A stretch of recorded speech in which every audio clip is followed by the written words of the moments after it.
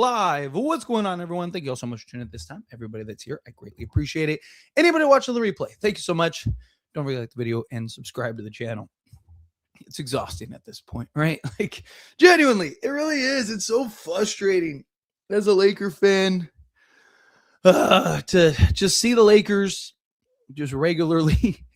You know how frustrated it is as like a fan and then a content creator that has to come on after a frustrating loss like this. And it's just, it's tiring. So that's all. I'll see you guys next time. No, I'm joking. No, it's frustrating at this point, right? It's exhausted. It's like, Lakers, you knew this was going to happen. Lakers are undefeated in crunch time. They're the best crunch time team in basketball until you're not, right? You keep playing with your food over and over and over and over and over and over and over again. This is what happens, right? You can only play with your food so much. Eventually, that's going to come back to bite you. And, that's what happened, right? Like, yeah, Lakers are, what were they before this game? 12-0, 13-0 in crunch time, which is great. Best crunch time team in basketball. They're still the best crunch time team in basketball, despite this loss. But again, it's losses like these that you shouldn't have lost to begin with. The opening, like Lakers to start the game, the first 3 minutes or whatever were great. They were like, Luca wasn't dominating the basketball. They were running sets. They were running actions. They seem invested defensively, right? Like I was like, what is this team? Right? I was like, let's go. They jumped out to not a big, huge lead, but they jumped out to a little bit of a lead. I was like, okay, maybe the Lakers worked on some stuff, figured some stuff out here. I was like, they play like this the whole game. This is gonna get ugly fast, but in a good way. And then they just got back to habits. Guys just jacking shots, ill-advised. It was so frustrating, man. It's just, again, LeBron was absolutely brilliant this game. Right? I mean, literally. I mean, the guy did everything. He had damn near a 26-point triple-double, 3 steals. I know he had the turnover at the end, which was frustrating, but again, I can't really knock him too much for that. He's trying, got to switch hands, but it is what it is. Lakers did a better job taking care of the basketball. Like Luca took care of the basketball better, right? LeBron had 2 turnovers until the last turnover. Luca had 3 turnovers, so both of them ended up with 3. But that's good for how high usage and how on ball those two are, right? Like I'm not expecting them to have 0 turnovers every game, but enough to where, we're not behind the 8 ball here, but it's just second chance points. And again, it's the hustle. There's a blueprint to beating the Lakers. I say it all the time. Get out in transition, push the pace, jack up a bunch of shots, right? And just win the 50-50 balls, because the Lakers can't win the 50-50 balls. This is a Milwaukee team that just, again, dominated the glass. They had 12 offensive rebounds. They're killing us on second chance points, all of that, right? Lakers kind of picked it up later. I mean, they had more offensive rebounds, but it was kind of more late in the game during crunch time. It's frustrating, right? I mean, Jake LaRavia was great again. He needs to stay in the starting lineup. He had a huge 3. He was 3 of 5 from 3. His shot keeps falling. He keeps showing the confidence, but we need other things, right? Again, we need a trade, right? Again, I like Marcus Smart. He's 3 of 8 from 3, 37.5%. That's solid, right? But ideally, you'd like to, I wouldn't hate trying to see what Vando looks like instead of Marcus in the starting unit. Keep Jake LaRavia and go with Luca, Jared Vanderbilt, Jake LaRavia, LeBron James, and DeAndre Ayton. But Lakers need kind of because Marcus Smart is good. He's good at the dirty work. He's good at the hustle plays, but he's not incredibly fast and athletic, right? And Jake LaRavia, don't get me wrong, he's great at the 50-50 ball, stuff like that too, but he's not hyper athletic, so the only real hyper athletic guy we have in the starting unit is LeBron. I mean, Ayton can be, but he's not Hayes level of athleticism. He is athletic for a center, right? So I'd really like to kind of get Jared Vanderbilt in there and see if that could help with some of the early, miscues and stuff. Because again, Vando, every game, Vando has 8 rebounds. He had 9 this game, 4 offensive rebounds. Right, he played 26 minutes. Gabe hit a couple shots. That's good. Teams, if Gabe Vincent, 40% from 3-point range. Hey, if you want them, we really don't want to trade them, but I mean, if you guys really want them, we're more than happy to work that out. But again, Luca had a rough game. He wasn't great. 8 of 25 from the field. He was good from three. He was 4 of 6 from three. Finally, usually it's the opposite, right? Usually you can't find a shot from 2-point range, from 3-point range, but he can find a shot from 2-point range. It was the opposite this game. He couldn't, he's 4 or 6 from 3-point range. Couldn't have shot for 2.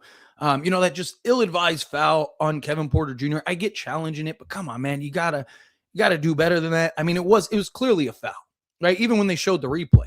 And he also was 4 of 8 from the free throw line. That was frustrating. DeAndre Ayton, I like DeAndre Ayton. I think DeAndre Ayton's solid. I think he's great. But these last 8 to 10 games or so, he's been really inconsistent, right? I do think I see a couple let me touch on Ayton here in a moment because I see 2 super chats about Ayton. So let me skip over him for a moment. We'll talk about him in a minute. But again, it's simple. We all know Lakers need trades. Unless the Lakers get some trades, we're in trouble. It's that simple. Lakers got to pull something off. Talked about it thanks to the Trae Young trade. I'm hoping that Rob Pelinka can kind of use that as a benchmarker to go look, Trae Young, 4-time All-Star. I talked about with, Herb Jones. You want 2 firsts for Herb? Okay, let me read you Trae Young's accolades. You read me Herb Jones's. Okay. You want a first for Keon Ellis? So not only do I have to pay him and run the risk of losing him in the offseason, and you don't want to play him or pay him or anything like that, so you need to get off him or you're going to lose him for nothing. You also want a first on top of that. You want me to pay to do that. Okay, look at this Trae Young trade. Here, tell you what. I want you to read off Keon Ellis's accolades, and I'll read off Trae's, right? I'm hoping that that's kind of a benchmarker that the Lakers can use to maybe get some stuff done. I'm also really hoping Lakers don't play another game for 3 days. So I'm hoping that maybe now, because they'll be able to kind of, they're going to travel and stuff like that. But I'm hoping maybe we get a trade now to where, because you have a couple days to kind of get that player, get them in, stuff like that. I'm hoping that maybe we get something along those lines. But it's just, again, it's exhausting. It's frustrating to watch this Lakers team just beat themselves over and over and over and over again. So again, look, things come fast. Lakers 2 games ago had a shot at the luckily Houston's terrible, which, hey, I just want to say, I was right about Houston. I said Houston, Kevin Durant didn't solve all of Houston's problems, but Lakers 2 games ago went from a shot at the 2 seed and have the 2 seed over the San Antonio Spurs to now they're the 5th seed. And if it wasn't for Houston losing, we would be the 6th seed right now. So luckily Houston keeps being terrible, right? I talked about, this is a month that the Lakers really have a shot to gain some traction. This is a month that the Lakers really can kind of climb the standings and the rankings here. But you got to win these games, man. An easier month is solid, but again, it's not like Milwaukee is this super stellar team. Milwaukee's a team that they should have beat, right? Milwaukee's a team, don't get me wrong, Milwaukee's solid. They're not but they're not, again, you look at the East, they're the 11th, they're not even a play-in team right now. They're not a great team. They're a team that you're supposed to beat. Lakers have done a really good job of beating the teams that you're supposed to beat. And yet, here we are talking about how the Lakers didn't beat a team that they were supposed to beat, because once again, you play with your food and you decide in the 4th quarter, okay, now we're going to play.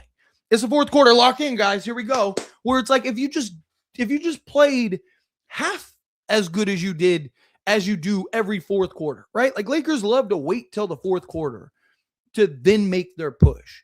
If you just played the right way through the first 3 quarters, then you wouldn't have to work so hard in the 4th, right? All you'd have to do is just, again, show up, manage, maintain in the 4th quarter, and then there you go, right? So it's just, again, it's incredibly frustrating to just watch this Lakers team just continuously beat themselves.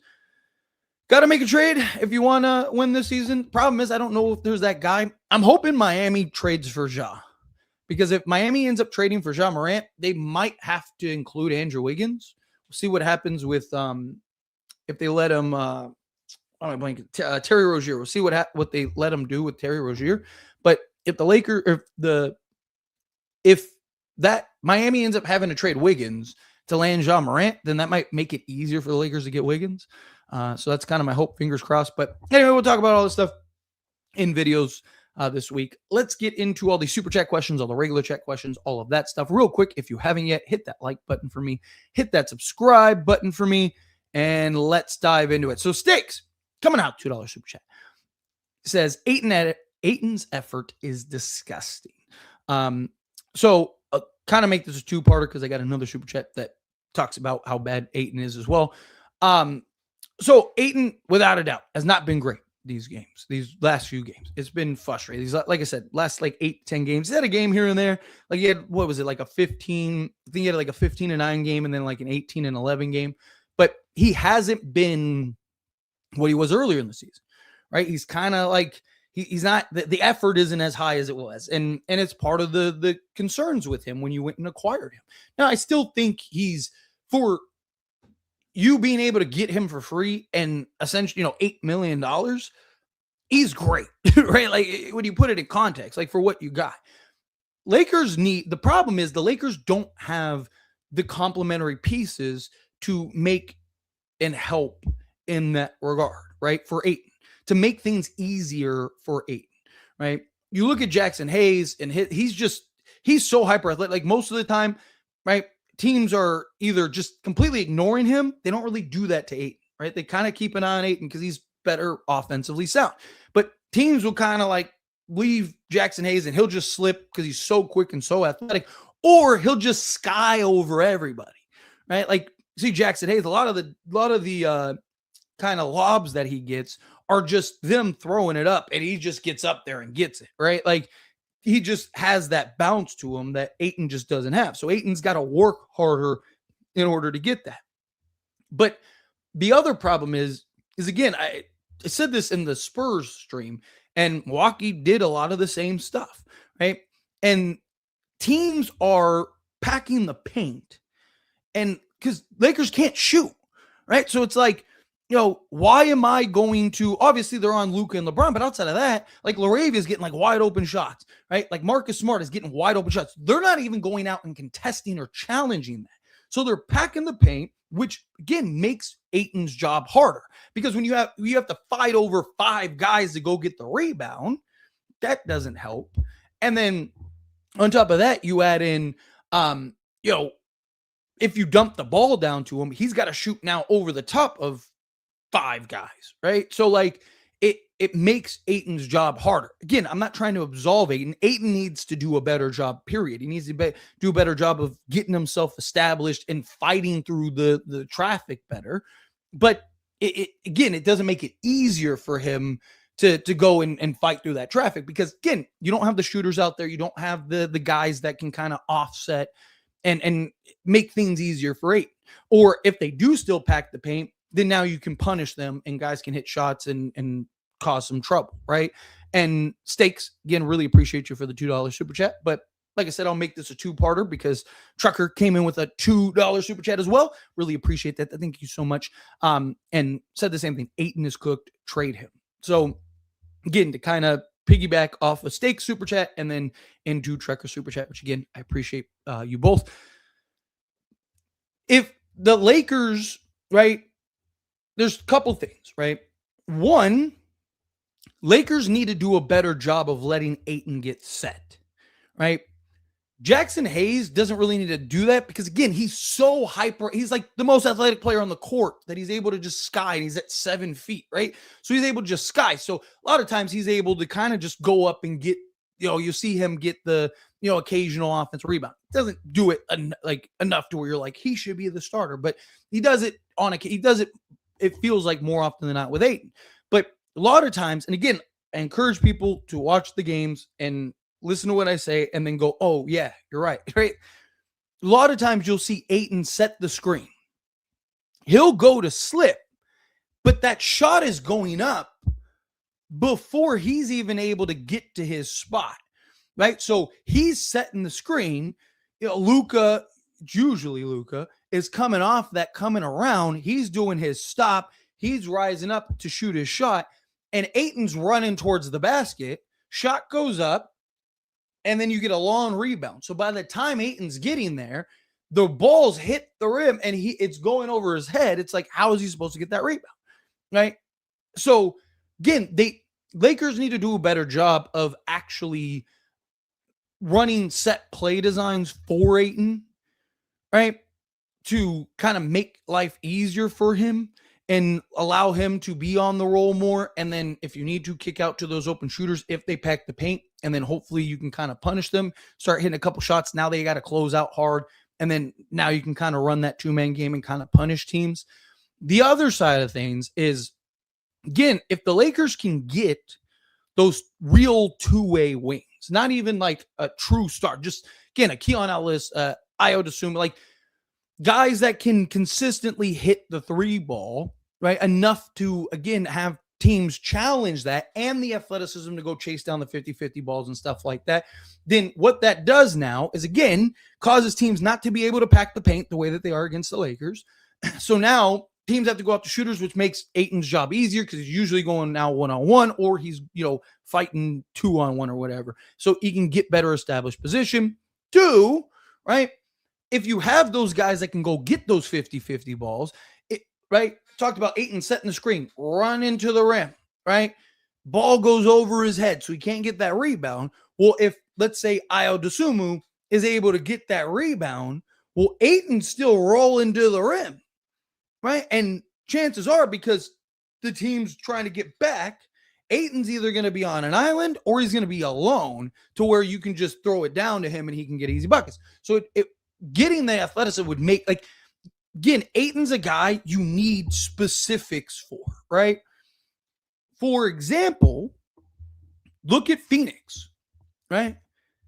Phoenix, what did they have? Mikal Bridges, Cam Johnson, right? They had Chris Paul, Devin Booker. They had all these 3-and-D wings, these guys that could shoot, these guys that could punish, and Ayton was killing teams, right? Ayton was an 18-12 guy and just dominant, right? Every night you could essentially clock him in for 18-12 because teams couldn't defend the Suns the way that teams are defending the Lakers. So now Ayton with Phoenix, because he had the 3-and-D help around him, right? And then he also had Chris Paul, who was able to run that two-man game and recognize those advantages and whatnot, right? Where Luca's kind of more coming off of that screen and not really looking for Ayton like he was earlier in the season. He's just taking the shot now. We all have talked about how frustrating Luca's shot selection has been this year, right? It puts Ayton at a disadvantage. Again, this isn't to completely absolve DeAndre Ayton. I'm just trying to add context to help people understand that it's not all Ayton. Like, it's easy to go, Ayton's trash, get rid of him.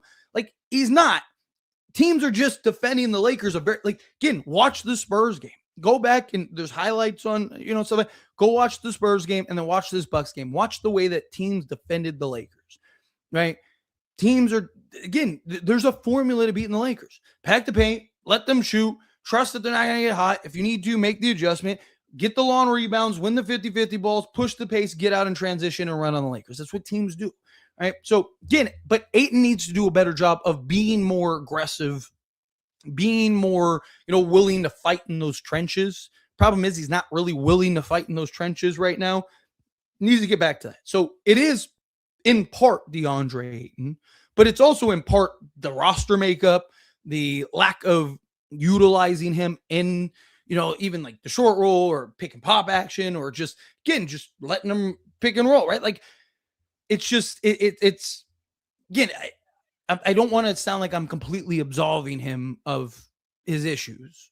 Right? He's definitely having issues right now, but it's not all on him, right? It's a combination of things. But anyway, again, I appreciate you guys. Thank you so much. Danny, coming out the $5 super chat. Thank you so much. I really appreciate that. LeBron James looks better when he's playing without Luca, in my opinion. Maybe they shouldn't play too many minutes together at the same time. I mean, the idea is when Austin Reeves comes back, because Austin Reeves has played really well off of Luca this year, and we know Austin Reeves plays really well off of LeBron. So the idea, and this is why I want to bring Reeves off the bench. The problem is the Lakers aren't going to do that. ideally what I'd like to do is, again, go get, a Keon Ellis or something like that. Guy that can go win those 50-50 balls, knock down the open shot, stuff like that. Have like Luca, Keon Ellis, Jake LaRavia, LeBron James, and DeAndre Ayton, right? So then you have LeBron and Luca, who, again, they have their moments. It's not quite perfect yet, right? There's still some work to do, but they have their moments where it's like, okay, they can play well together. Some of their two-man action has worked, and I want to see them kind of continue to adjust off that. Problem is like Luca, he's not hyper athletic. So, when you get like, you see that pass from like LeBron will set the screen, Luca will come around the screen, he'll dump it over to LeBron. Luca's not quick enough and athletic enough to kind of get by that defender and around to where LeBron could get the dump pass, right? So they kind of got to run like the two-man game out on the perimeter rather than like, kind of running the pick and roll essentially. So, but again, LeBron and Luca, I think would be fine to start the game.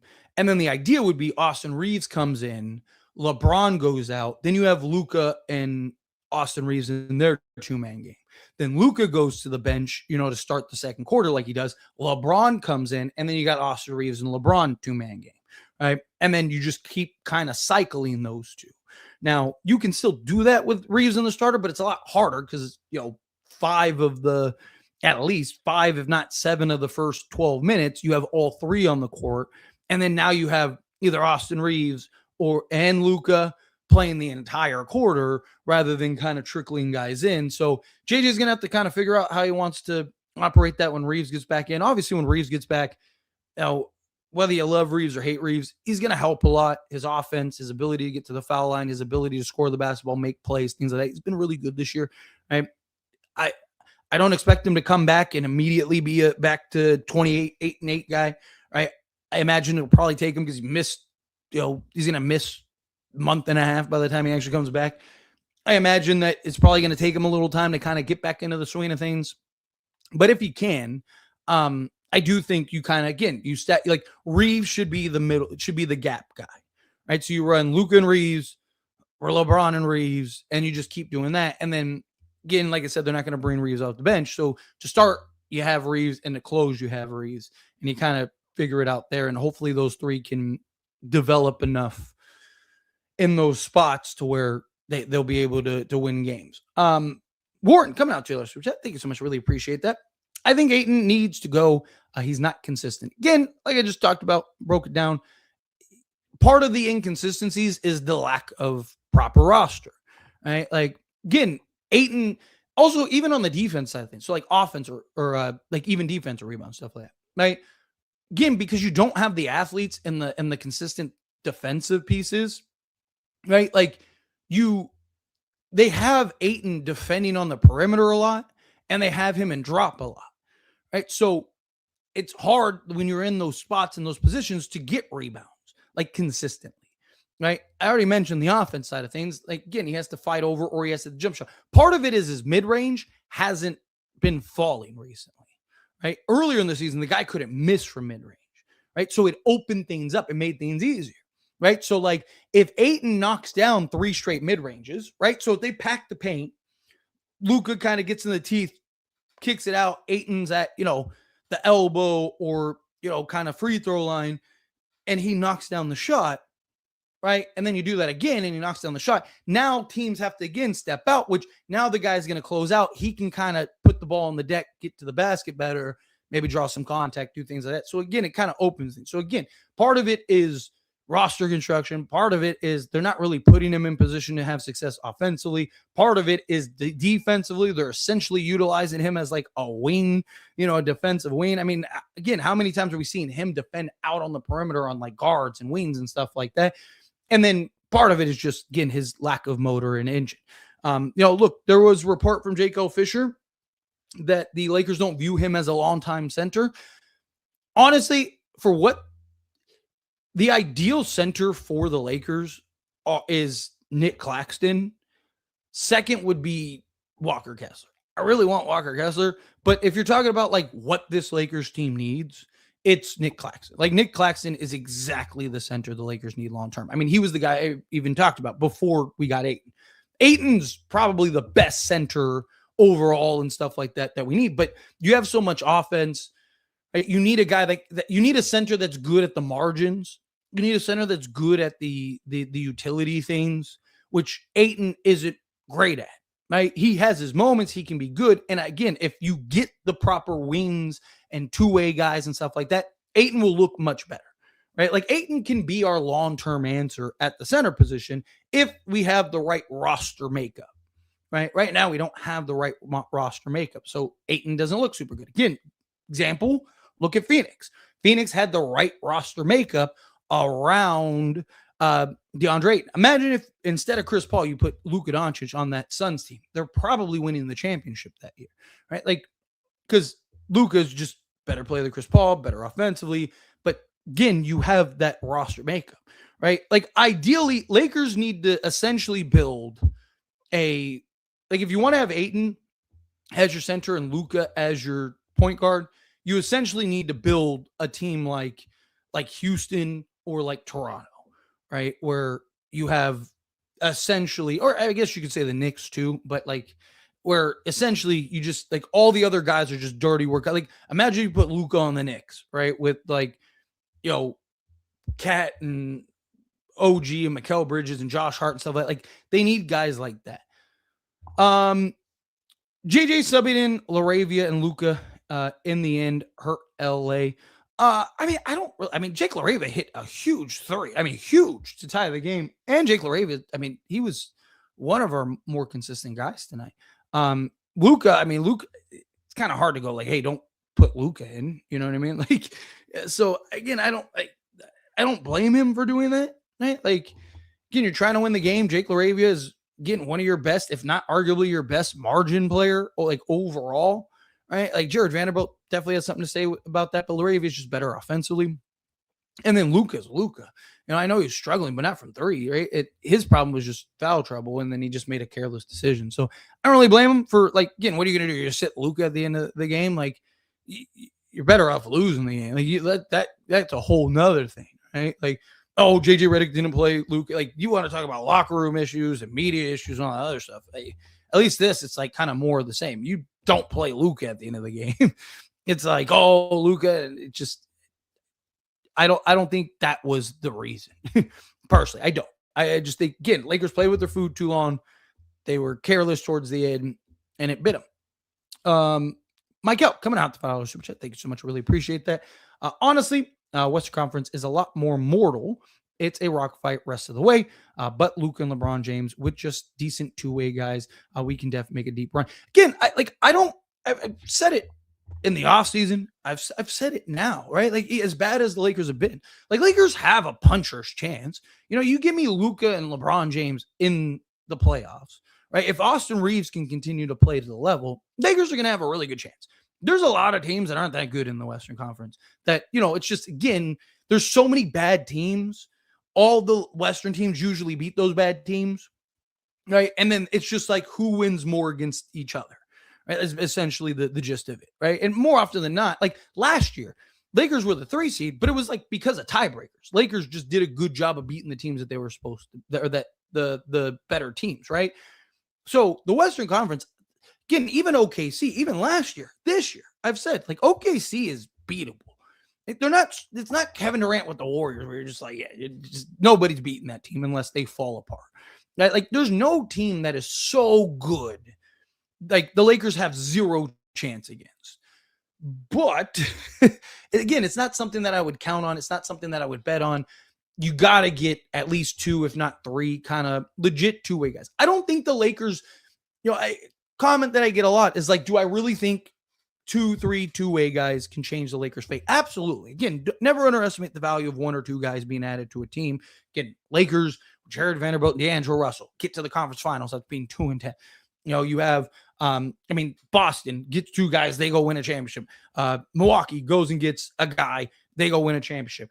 Denver goes and gets a guy, they go win a championship. But like, Dallas, right? They go and get 2 guys that, again, weren't looked at as like stars. Like, they weren't high-end guys or looked at as high-end guys at the time of the trade. Daniel Gafford was literally the backup for a bad Washington team.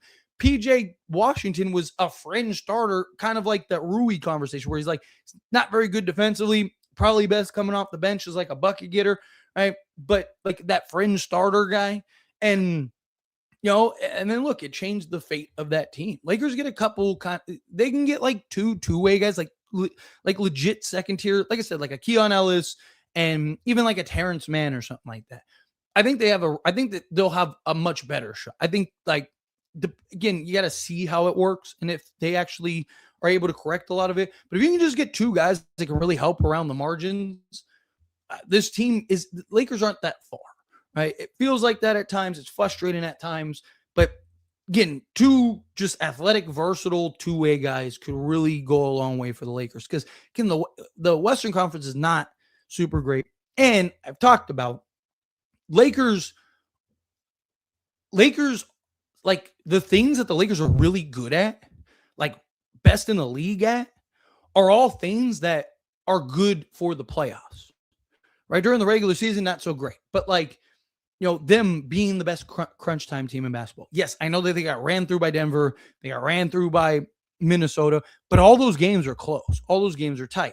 So if you can close games, right, you probably win those games. Lakers are one of the best road teams. I think they're tied with OKC for best road team in basketball, right? Their problem is they can't win games at home, right? But in order to go on a deep playoff run, you need to be able to win on the road. They can win on the road, right? Like Lakers are the best mid-range team in basketball, the best 2-point team in basketball.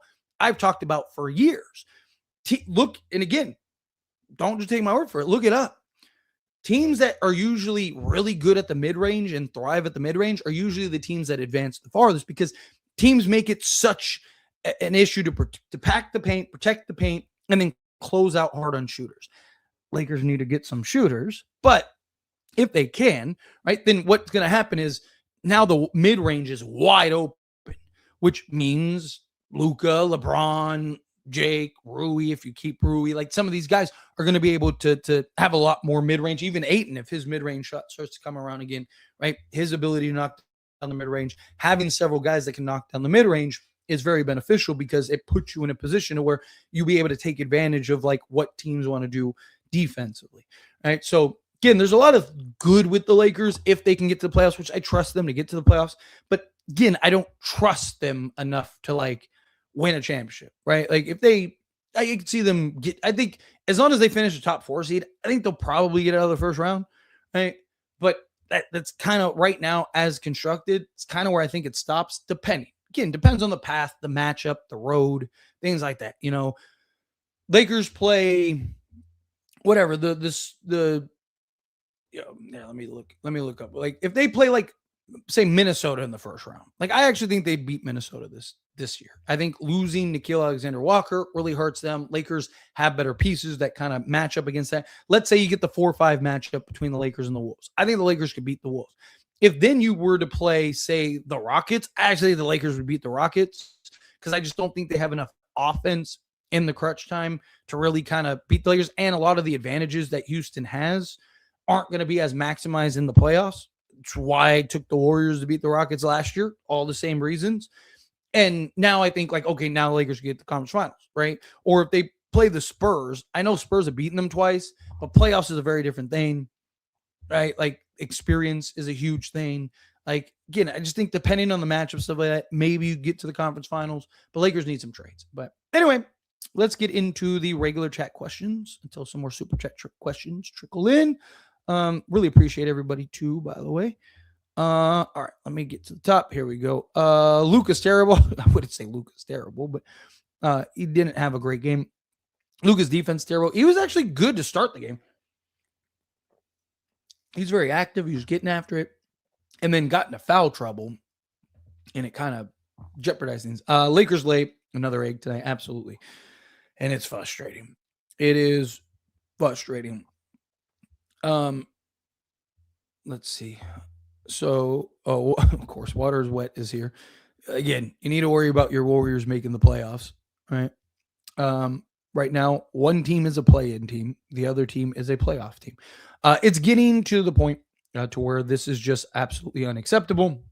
uninspiring play, and that uninspiring play was going to come to bite us during close games one day, man. Yeah, exactly. Again, I mentioned this earlier, right? Like, you can only play with your food so long. You can only keep messing with things for so long. Eventually, somebody's going to come and go, you know what? That's mine. Give me that. And that's what the Bucks did. If this keeps up, we will be a playing team. I'm not really worried. And look, never say never. I'm not really worried about the Lakers falling into the play-in. I'm really not. Like, obviously Lakers need to continue to win games, but they have a 3-game lead over Golden State for the to be the 8th seed, right? Houston, yes, is right there on the tail, but I think the Lakers, they're good enough against the bad teams, and there's enough bad teams, and this month is a very favorable month for the Lakers, where I think that they'll probably get to around 50 games. Like, I think that they'll win enough games to where they'll be at least a playoff team, like a top 6 seed. Also, Houston, I think, is going to continue to lose games because their problems, I just don't think they're going to go and try to address and fix, and I just don't think that they're going to be able to solve those things. Ironically, again, I've said Lakers and Houston can both fix each other's problems. Oh, you get it? Austin Reeves trade. Austin Reeves goes to Houston. Give me Tari Eason. Give me Jabari Smith Jr. and give me like a Jay Sean Tate or something like that. Lakers get their athletic wings. Houston gets their shot creator, another shot creator next to Kevin Durant. Get another playmaker, and they have the depth, the athleticism, and the versatility to mask him. But yeah, I'm not worried about it yet. We'll see. Let's give it another 10 games to see how this goes. But I think the Lakers will be fine, at least making the playoffs. LeBron had a terrible turnover at the end, but overall played straight. He needs to get his 3-point shot back ASAP. That could have won them the game. Yeah, I mean, again, it's kind of hard to get 2 on LeBron. That turnover was costly. The turnover hurt. He's just kind of, you can see he's starting to get his springs back a little bit. I trust that his 3-point shot will come back. He's also not taking the volume regularly. Like, up until recently, took 7 this game. It's 2 of 7, but up until the last 3 games or so, he was actually on pace to take the fewest attempts in 10 years or something like that. Needs to start getting some reps under his belt, which means you're going to have some games where he goes 2 and 10, and it's going to be frustrating, stuff like that. But between now and the playoffs, really needed him to find his shot. Let's see. Luca needs to be held accountable. Absolutely. Again, terrible game. I've been very critical of Luca recently. All the turnovers, even that great game he had the other night. I was like, dude, he had 6 turnovers somehow. I was like, come on, man. Bro, unbelievable. Stupid refs, man. Always have to make it about them. I would have rather us just lost by double digits again than to have a fake comeback. Rob, you better make a move or you're gone. Yeah, I mean, look, again, we need something. Lakers need to find something. You got to get some type of move. Got to get some pieces. Ayton lays an absolute 4-point egg. Hayes is playing more better than him. I really want him to succeed on the Lakers as well, but he's just playing terrible. Yeah, like I said, I broke all that down. A lot of y'all are glazing Luca for the 38, 10, and 10 game, saying he needs more help. Nah, again, Luca's struggling. The dude needs to he needs to find a shot. He needs to find a level of consistency. Problem is he hasn't been efficient this year, right? Like, you look at past years where, he's been just arguably the best player in basketball. It's because he's efficient. He hasn't been super efficient this season, which is frustrating, right? That's part of the frustrations going on right now. Luca fouled a 3-pointer, but they want to talk about LeBron. Yeah, again, LeBron was brilliant this game. Was it Reeves' fault again? He's not playing. I'm going to say it again. Ayton has to go. He is soft and lacks a motor. Again, it's definitely a concern. But like it broke down, right now, what are you going to do? Right? You're going to go trade Ayton and get who? Right? Like, Lakers need to address the perimeter and the wing depth. Sure, if they want to move off Ayton in the offseason and go get a better center, then sure, absolutely. But if they want to throw money at, say, a Walker Kessler or something like that, then sure, absolutely. But right now, like, you kind of stuck with Ayton this year, right? Like, what are you going to do? Get a secondary guy? Like, that's not going to help you. Like Nick Richards or something like that. Like, that's not going to solve your center position. Like, Ayton's the best option we have right now and the best option available. And like, yeah, sure, could you go and trade for a Nick Claxton? But then you're not going to have the assets and things that you need to go solve your 3-and-D wing depth. So then you still have the issues, right? Like, I just think center position is the least of the Lakers' worries right now. I believe me, that was a dud, an absolute dud. Ayton these past 10 games has completely reverted back to who everyone says he is. Yeah, he hasn't been great.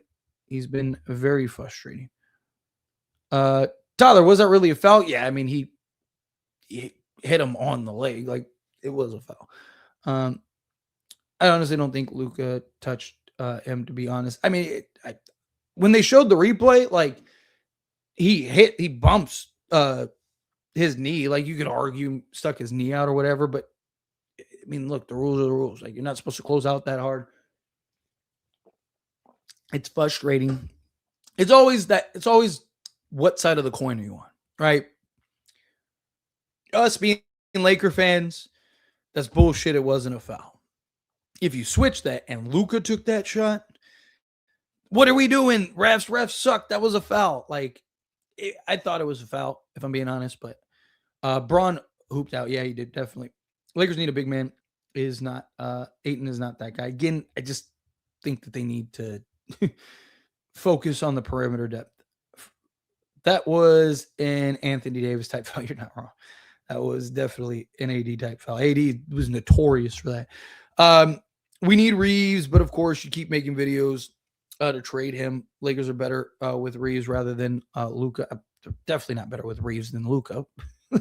Again, this is why people don't take Reeves fans serious. If you wanted to just say, look, Lakers are better with Austin Reeves, you're right. I would be like, you're right. They are better with Austin Reeves. But Reeves fans, all these obsessed Reeves people. Look, and I like Reeves. Again, I know people think I'm a Reeves hater. I like Austin Reeves, but we got to stop pretending like this guy is a top 3 player in basketball. Like, it's ridiculous. Austin Reeves is not untradeable. He's not untouchable. He's a good basketball player. Like, do we just forget his playoff history? Do we just forget, his poor play leading into this? Like, I know he was great earlier in the season, but he was having some kind of trickles off. If you want to blame it on the injury and stuff like that, fine. But again, Luca didn't have a great game this game. That's fine. Guys have bad games. That doesn't mean Austin Reeves is better than Luka Doncic now. Like, again, this is why people don't take it serious. Like, again, you can be objective. You can say, hey, this team is better with Austin Reeves. You're right. They are better with Austin Reeves, right? Talked about, literally said it earlier. When Austin Reeves comes back, Lakers will be better because they'll have more shot creation, more playmaking, all that stuff. But to pretend like Austin Reeves, he's trade Luca, keep Reeves, like, it's ridiculous. It's so silly. I know we need a trade, but at this point, what do we even do now? Again, I'm telling you, get 2 or 3 perimeter guys, Lakers will be a much better basketball team. He needs to put on pass zones. LeBron literally was a +8 in a 2-point loss. Yeah. He tried. He did everything he could. 8 needs to go ahead, back up and go. Lakers said no one in history of torture is going to be tortured with the torture that we tortured with. The only positive about today is that the Rockets and Nuggets lost. Only good thing, Rob, make a trade, you bum. Don't want to hear that. We'll do everything in the offseason. LeBron tried his hardest yet.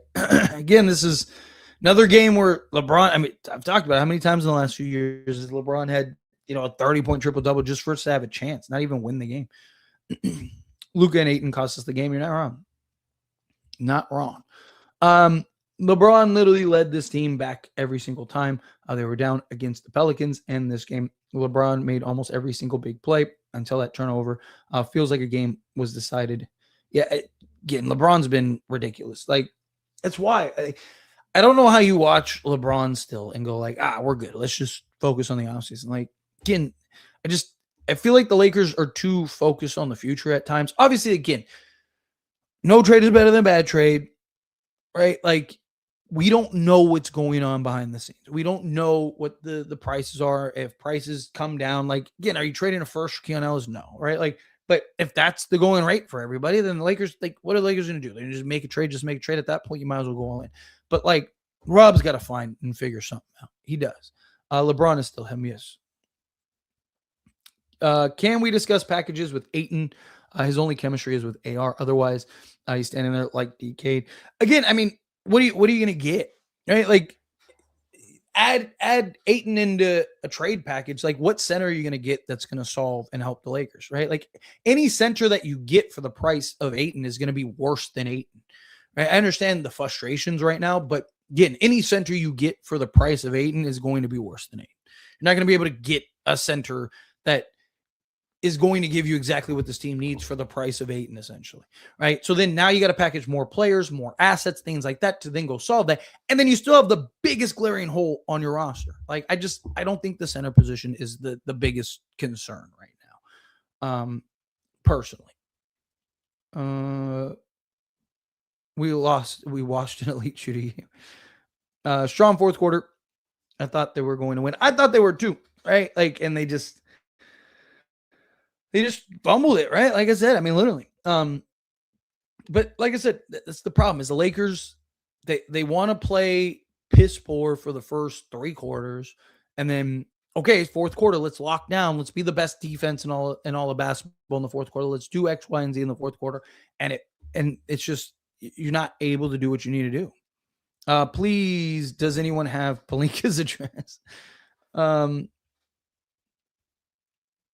We need to have a nice chat about Ayton, man. Oh, well, I did. So hopefully you're around for that. We have to do something. I agree.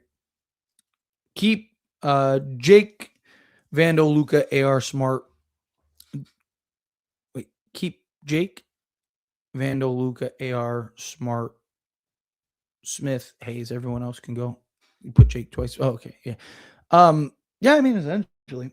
I mean, Nick Smith Jr. is on a 2-way, so I don't have to worry about losing him. But yeah, I mean, again, it just depends on what actually becomes available, what the Lakers can actually do.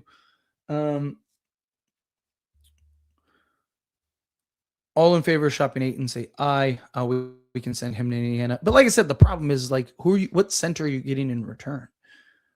Like, any center that you trade for, you're gonna have to give up assets. You're gonna have to give up more, right? Like, and you're probably not getting back a center that's better than that. I don't see Indiana doing that. If they would, I'd do that in a heartbeat. But again, like you said, grab Claxton or Kessler in the offseason.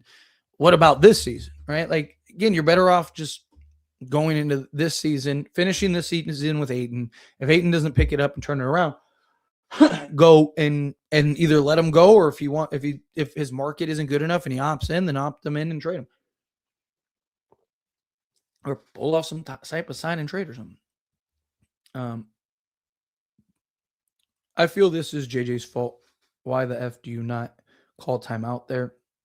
Because, I mean, the ball's in LeBron's hands, and you don't want to you don't want to let them get the defense set, right? You're trying to. It was the right call. LeBron would have gotten to the basket. It would have been brilliant, right? Like, I actually thought that was great not to call a timeout, because again, they're backpedaling. LeBron just goes, right. He took a second, surveyed, and then just went. That's what you want. You want LeBron to just make the decision. The ball in LeBron's hands. If Vando would have gotten the rebound and ran it up the court, JJ probably calls a timeout. But you have the ball in LeBron's hands. Like, you also want to save that timeout, because if, let's say, LeBron scores in that possession, or they don't score in that possession, and then, like I said, they go and they miss a free throw, right? You would have had a chance to maybe go tie the game, right? Like, so you want to save that last timeout. I think personally, I thought that was the right call. I thought that was like a good decision, because a lot of coaches probably would have been like, no, the ball's in LeBron's hand. Let LeBron go win you the game or tie the game. Lakers haven't been aggressive in months. What the hell is going on? We need a trade done ASAP. Agreed. Lakers need a trade immediately. Go find a Warriors chat.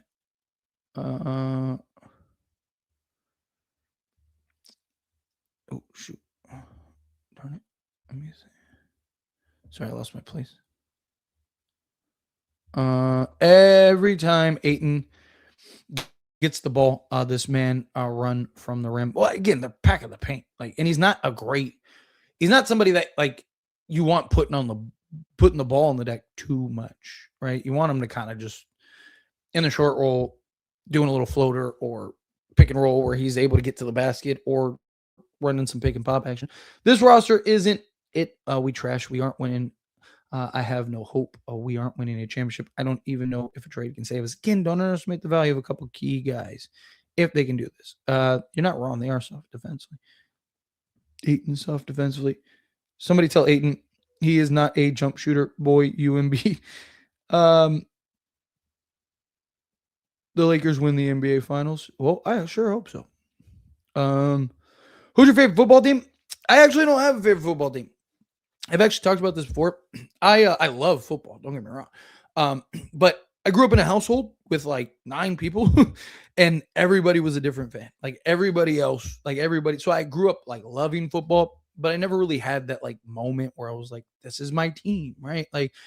And when I was a kid, I'm old enough to remember when the Rams were LA before. So when I was little, I had little Ram jacket, stuff like that. But then they went to St. Louis and all that. So even when I was growing up, we didn't really have it was Chargers or the Raiders. And I just never really found myself too fond of either team. And so I just never really I never had that oh my gosh, right? I grew up in the 90s where, it was the Lakers, into Jordan's career. I was watching Jordan and, Scotty and everybody. I was like, wow. And then go from that to Kobe and Shaq. And so I just kind of found my footing basketball wise. But football, I never really had a favorite team. We'd watch it religiously. And, like I said, everybody, the household was always crazy. Cause again, you had, my uncle was a Packer fan. One of my aunts was a Minnesota fan. My mom was a Bronco fan. My stepfather was an Oilers fan. My brother's a Chargers fan, right? You just everybody just had a different team. So it was crazy. It was wild.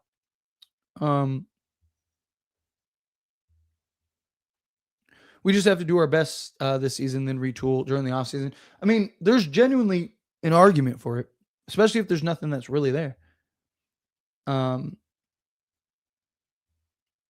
That's them playing to LeBron's motor. We know Bron can push himself to his best in the last 8 minutes of the game yet.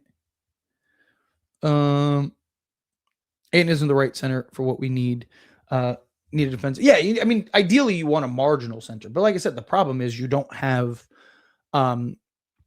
really have a path to do that right now, and you didn't really have a path in the offseason to do that. Who we need? Day'Ron Sharpe, maybe. Look, I love the idea of Day'Ron Sharpe. I've talked about. Again, I say this regularly. I even religiously sneak it into videos. Go do the Brooklyn Nets trade.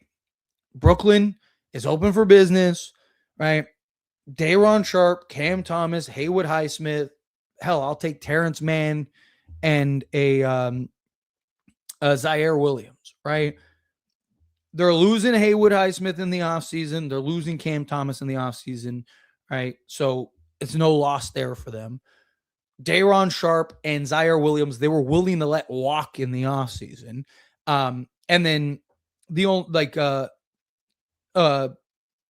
Terrence Mann has multiple years on his deal, making $14 million a year. And I think it's 14 million next year, and then 15 after that. So again, my argument would be we're taking on Terrence Mann's multi-year salary, clearing him off the books. Haywood Highsmith, Cam Thomas, you're losing in the offseason regardless. Cam Thomas, we're probably losing in the offseason regardless because he's probably going to want to get paid, depending on what his market is, obviously. So really it's you're essentially just trading for Terrence Mann, Zaire Williams, and Day'Ron Sharpe. So, what does that cost you? I wouldn't be against giving up a first for all that if I could. If I could get all of it, I wouldn't. I would try not to. I'd be like, hey, we're taking Terrence Mann's contract. I'd try to play the whole, but hey, we're doing this for you type thing. But If I push came to shove, if you told me the Lakers got Terrence Mann, Haywood Highsmith, Day'Ron Sharpe, Zaire Williams, and Cam Thomas for a first, a second, you'd have to trade Rui, Gabe Vincent, Maxi Kleba, and Dalton Connect. I'm fine with that. Just rehaul, and hopefully you get enough chemistry between now and then, and between now and the playoffs. If not, then at least you have kind of that core. You still have cap space. Go throw money at like Atari Eason and maybe like a Walker Kessler, or go trade, if you can land Atari Eason, then maybe go trade for like a Nick Claxton or something like that. And let's go win a championship next year. Wiggins doesn't fix anything. He fixes a lot for this team. He solves your athleticism, your defensive versatility. He's a good margin player. He isn't reliant on Luca, LeBron, and Austin Reeves. He can self-create. He's a guy that also is excellent catch and shoot, three-point shooter. He has experience. I mean, he solves a lot for the Lakers. I don't know if he by himself is enough to be the cure-all for the Lakers, but to pretend like he doesn't fix anything, like I don't think you're familiar with Andrew Wiggins, which if you're not, that's fine. But I think you should do your homework before saying he doesn't fix anything. I think Gabe is decent from the bench. He brings a little ball handling and a little shooting. I think it's okay if he stays on the bench player, but not for $11 million. Gabe, like the problem with Gabe, like if we had, and I've actually said this before, if we had everything we need, I wouldn't mind keeping Gabe Vincent. Obviously, he wouldn't be untouchable if the right move or whatever. But like if we had the athleticism, the two-way play and stuff like Gabe Vincent's a veteran that has experience, that he has those games where he can just knock down the open three and hit some shots. And, he can be inconsistent, but he has his games. He has his moments. Again, hit 2 threes. He hit a huge 3 with the shot clock winding down. Gives you, the problem is he's undersized. He's not hyper athletic to kind of make up for his size. Like if Gabe Vincent is your, whatever, 9th, 10th guy in the rotation, but we had everything else we need, then I wouldn't be so like we need to trade Gabe, because the games where he is, 3 of 5 from 3, like you can play him in those minutes, so it's fine. But the games where he starts 0 of 2 from 3, like you wouldn't have to be as reliant on him as we are at times, right? Like Gabe Vincent playing 15 minutes, ideally you want him around like 10 minutes where he just goes out there. Hopefully he knocks down a couple shots in that time, kind of take some pressure and some relief off the guys. But the problem is we just don't have everything we need. Right? He's one of the players that we need to turn into something. Laker fans been fooled. This is nowhere near a contending team. Trade AR. Again, if the right trade's there. It's so sad seeing a 41-year-old being the best fourth quarter player every single night. I agree. It is sad watching LeBron essentially carry. I wish Vando could play 48 minutes too, man. I wish he could play just all game, every game, nonstop. Braun, Luca, AR, Smart, and Jake are the only safe personnel. Trade everyone else. Again, I don't think anyone is truly untouchable, right? Like, again, like even like LeBron, if they called and were like, hey, we'll trade you Jokic, right? Like, sure. Or, again, there's levels to things. There's, like I said, like if you had like a call sheet, right? Like there's the different stages. Like Luca is probably the only true untouchable on the Lakers. AR, again, don't just trade him just to trade him. But if the right trade comes along, I think you trade him. Braun, if again, the right trade comes along, you trade him. Jake, I would keep, because you're not going to get the value for him, and he's 23, and he's just been really solid for him. Again, I don't think anyone is like truly untradeable. Again, it has to make sense, though. You can't just be trading guys to trade guys. People forget Luca played all summer. He is exhausted. I don't really think it's that. Because again, all season he's kind of had the same glaring issues. Let's see. Luca missed like 7 free throws. He missed, I think, 4. I think he was 50%. But yeah, that's not good. Trade in coming very soon. I sure hope so. I don't like Ayton guarding Giannis to start. It's pulling him away from the rim, which is what I talked about. LeBron should have manned up, guarded him to start. It would have set the tone for the game. Even if you're not LeBron, like if you need to put a Larabia or somebody, like again, the problem is you have Ayton, more often than not, regularly away from the rim, right? He's away from the basket. So it's tough. But all right, let's do a couple more questions and I'm going to skate on out of here. Lakers need, in my opinion, 3-and-D wing depth. Good Lakers content, Tyler. Well, thank you, Samuel. I appreciate it. I do like that the Lakers only have up 105. We play better defense the last 3 games.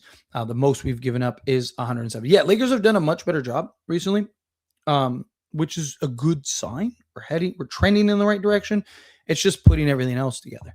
But again, I appreciate you. Lakers literally run nothing for Ayton, which is again why I, defended him slightly. Again, part of it is his fault. Part of it is, this guy said 15th. Nah, yeah. The roster isn't very good. We have terrible defense and no real 3-point shooters that aren't shooting toward 18. Tyler, do you think Lakers could get Kaminga and Ellis before the trade deadline? And do you think it makes them a real contender? I even have a video I already recorded that I'm going to have. I got 2 of them because there's one about the Kings trade, because Kings are the only team supposedly pursuing Jonathan Kaminga. I am very high on Kaminga, higher than probably most people. I think he's a player that really just needs a real role. He is on paper everything this Lakers team needs. Hyper athletic. He can defend when he's locked in, can defend. I know the 3-point shooting can be a little shaky, but he shot 40% from 3-point range. And I think off the top of my head, I think he's 36% in the playoffs for his career. Also, you got to keep in mind, he'd be playing alongside Luca, LeBron, and Austin Reeves, so the quality of looks that he would get, right? Like, more often than not, Kaminga only plays really when Steph isn't playing, so he just has to work as hard. Jonathan Kaminga, I think if given the right role and opportunity, I think he could thrive. Him as an off-ball slasher and cutter, playing alongside Luca, him being a lob threat, playing alongside Luca, I think would be great. He's young, he's athletic. I still think there was a point in time not too long ago where people were like, dude, this guy might be able to become a star. I still think that's in there in him. I just think the Warriors have just killed him, right? So to me, it's a low risk thing. The problem is, would the Warriors actually trade him to us and trade him to us for cheap is the problem. But if you can, I would get it. Told you, my guy, no more ships until LeBron is gone. I mean, Lakers need to figure something out. Ayton is Charmin's off. Dude is mentally weak as well. We need a real center bet. The problem is, again, like, you're not going to get anybody better than him at the price that you have him for. I take Kaminga for low ball, but I'd rather have Grimes. Yeah, if you can get Grimes, yeah. Is tall Dalton confidence wise too much money? I mean, yeah, for the high end guys. I wouldn't be surprised. Don't underestimate the value of like 2 quality guys. Like, you get 2 kind of second tier guys. I think it could make things interesting. Yeah, we broke right now. We need to be tricky with our moves. Trae Young trade might have saved us. So I think so too. Like I said, if I'm Rob, I am pointing to that every conversation. I am hitting them up and going like, hey, guess what? You want this for that guy? Well, here, keep in mind that Trae just went for this, right? Like, that's what I would be doing. This team's offense is so finished without AR. I don't know about finish, but he definitely helps. Him and Luca basically the same player, but LeBron is old. Yeah, but LeBron's been good, man. He really has.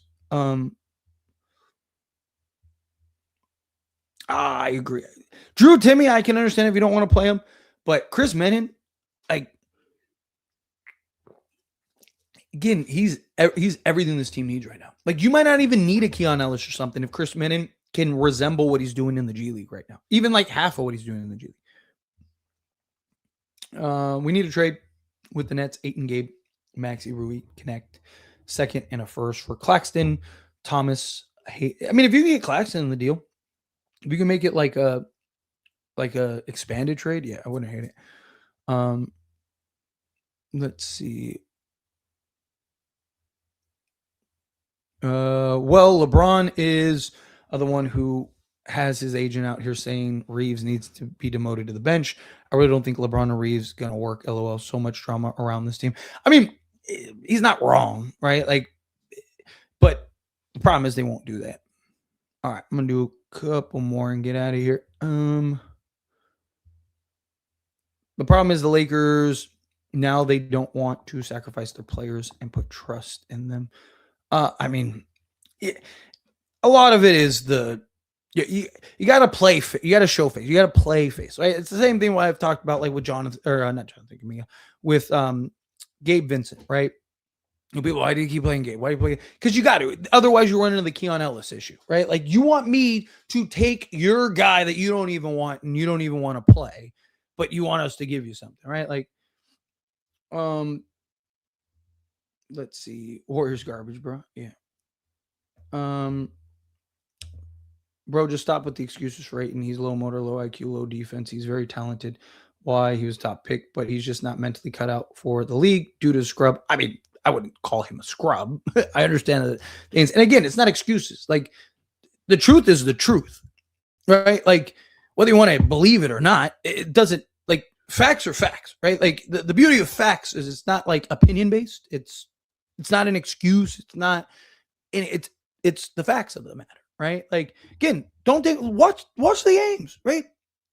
Listen to this playback and watch the next game, assuming that team actually does what I say that they do, or listen to this playback and then go watch the Spurs and go watch this game and tell me I'm wrong, right? Like it's easy to go like Ayton's trash. Like again, I'm not absolving Ayton. I said he needs to be better. He needs to be more aggressive. There's things that Ayton needs to do himself, but to pretend like it's just solely Ayton, we had this.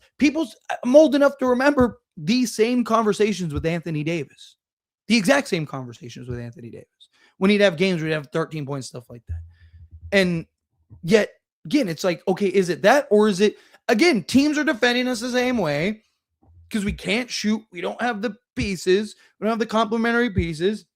Now that Anthony Davis is gone, everyone's like, oh, man, Anthony Davis. Like, but when we had him, everyone was like saying the same stuff about Ayton. He doesn't have the motor. That, like, and yet it wasn't that, right? Like, we all, in hindsight, look back and go like, it was, we just didn't have the complementary pieces, right? Like, and again, it's on the playmakers, it's on the coach. How many times do we see Anthony Davis have 30 through 3 quarters and then not even touch the ball in the fourth, right? Like, Ayton said himself, right? Like, I can't set myself up. He's not wrong, right? Like, if you don't pass him the basketball and he's working his tail off and on the offense side, again, I'm not absolving him of anything. It's not an excuse. It's the truth. It's, again, if you don't want to believe me, that's fine. If you want to take it as an excuse, that's fine. But again, facts are facts. Like, it's not an excuse. It's the truth, right? Like, Nets are looking to get off Mann and Thomas' contract. Those are 2 athletic players that we could do. Yeah, Terrence Mann, I wouldn't mind at all. Just because, again, he's a fringe starter. Ideally, he's the kind of guy you want in your rotation, like him as like a rotation wing. Right? Like, say we had Andrew Wiggins, like him backing up Andrew Wiggins, you'd probably be really good. But considering the lack of what the Lakers have, that's a problem. Let's see. Lakers are a few trades away from winning another championship. LeBron, Luca, Reeves, when he comes back, we can win it this year. Look, again, I don't underestimate the value of a couple just quality moves, couple quality picks. But anyway, I'm going to get on there. I appreciate everyone hanging out with me. You guys are awesome. Again, on your way out, please hit that subscribe button, hit that like button. Actually, I'm at the end of the chat. Oh, okay. Well, never mind. Pause. I thought there was a lot more chat to that. Am I at the end of the chat? No, not a lot of chat. Never mind. It just didn't refresh. Okay. Because I say if I only have like 5 more questions, I'd answer these last 5 questions. But no, there's a lot of chat left still. Anyway, so yeah, I'm gonna skate on out of here. Everyone that hung out, seriously, I do appreciate you guys. You guys are awesome. But everyone that gave me super chats, thank you so much. Seriously, helps me out a ton. got some work to do, got some videos to do. Hopefully, because we don't play for 3 days, hopefully we get some news in the morning. That'd be nice. Or, hopefully sooner rather than later. But anyway, I appreciate all of you. You guys are awesome. And yeah, hit that like button on the way out, hit that subscribe button on the way out, and I will see you all in the next one. Peace.